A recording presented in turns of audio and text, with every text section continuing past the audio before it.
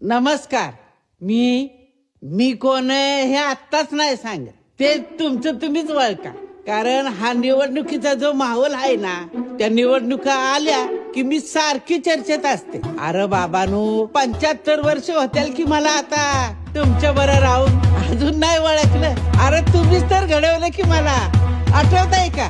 लोकांनी, लोकांसाठी, लोकांकरवी चालवलेलं राज्य म्हणजे मी, तुमची लोकशाही.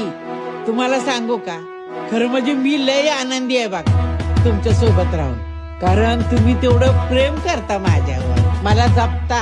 आता आजूबाजूला बघताव ना, पाकिस्तान, अफगाणिस्तान, बांगलादेश, श्रीलंका, चीन, कुठं आहे मी?